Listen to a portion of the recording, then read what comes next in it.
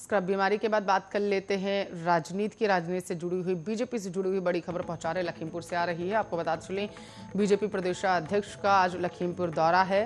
प्रदेशाध्यक्ष स्वतंत्र सिंह का दौरा आज लगभग सुबह 11 बजे के आसपास शुरू होगा और गोला में जनसभा को वो कार्यक्रम जो है वहां पर जाएंगे और संबोधित करेंगे। इसके साथ साथ कबीरधाम आश्रम के कार्यक्रम में भी वो शामिल होंगे। बीजेपी कार्यालय में पदाधिकारियों के साथ वो बैठक भी करेंगे। तो बड़ी खबर आ रही है सामने निकलकर आपके टेलीविजन स्क्रीन पर है। कबीरधाम आश्रम के कार्यक्रम में भी शामिल होंगे स्वतंत्र देव सिंह, बीजेपी के प्रभारी उत्तर प्रदेश में। आपको बताते चले, उन्हें पदाधिकारियों के साथ वहां पर बैठक करेंगे बीजेपी कार्यालय में। इस वक्त की बड़ी खबर है, आगामी विधानसभा चुनाव को देखते हुए ये बैठक बेहद महत्वपूर्ण मानी जा रही है। बीजेपी प्रदेशाध्यक्ष का लखीमपुर दौरा है आज।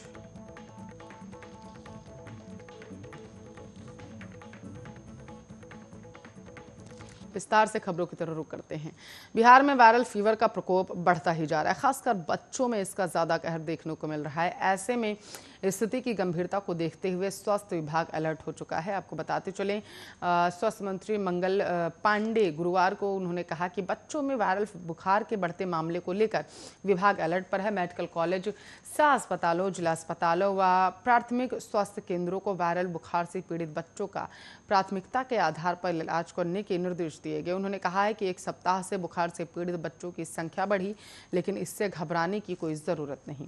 सभी स्वास्थ्य केंद्रों पर जांच और जरूरी दवाओं की समुचित व्यवस्था की गई। अस्पतालों में डॉक्टरों को बुखार से पीड़ित बच्चों को तत्काल बेहतर चिकित्सीय सुविधा सुनिश्चित कराने का निर्देश दिया गया।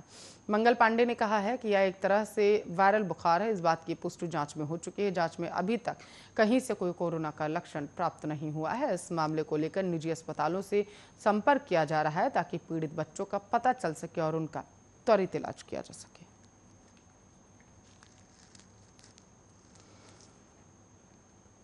तो देश के प्रधानमंत्री नरेंद्र मोदी इसी महीने अमेरिका जा सकते हैं। दरअसल क्वाड देशों के नेताओं की भौतिक मौजूदगी वाले पहले शिखर सम्मेलन की इसी महीने 24 सितंबर को वाशिंगटन में होने की उम्मीद है। राजनीतिक सूत्रों ने गुरुवार को बताया है कि इसमें विविध क्षेत्रों में समग्र सहयोग से विस्तार देने के लिए एक नई रूपरेखा तैयार करने पर ध्यान केंद्रित किया जाएगा। सूत्रों ने कहा है कि प्रधानमंत्री नरेंद्र मोदी, अमेरिकी राष्ट्रपति जो बाइडेन, ऑस्ट्रेलियाई प्रधानमंत्री स्कॉट मॉरिसन और जापान के प्रधानमंत्री योशिहिदे सुगा के शिखर सम्मेलन में क्वाड के कामकाज को नई गति देने के लिए व्यापक विचार विमर्श करने की उम्मीद। सूत्रों के अनुसार पीएम मोदी के वाशिंगटन जाने की संभावना है, जिस दौरान उनका न्यूयॉर्क में संयुक्त राष्ट्र महासभा का संबोधन होना है। 24 सितंबर को क्वाड शिखर सम्मेलन में वो भाग लेने के अलावा राष्ट्रपति बाइडेन के साथ द्विपक्षीय बैठक करने का कार्यक्रम है। भारत की ओर से हालांकि पीएम मोदी की यात्रा के साथ साथ क्वाड शिखर सम्मेलन के बारे में कोई आधिकारिक घोषणा नहीं की गई। पीएम मोदी की अमेरिका यात्रा की यात्रियों के तैयारियों के तहत भारत और अमेरिका ने कई बैठकें की और ऐसी जानकारी है कि यह मुद्दा विदेश सचिव हर्षवर्धन श्रृंगला की हाल की वाशिंगटन यात्रा के दौरान भी उठा। अमेरिका हिंद प्रशांत क्षेत्र में व्यवहारिक सहयोग को बढ़ावा देने के साथ साथ समूह के प्रति वाशिंगटन की प्रतिबद्धता के बारे में एक मजबूत संकेत देने के लिए क्वाड के नेताओं की व्यक्तिगत मौजूदगी के साथ शिखर सम्मेलन आयोजित करने पर विचार किया जा रहा है।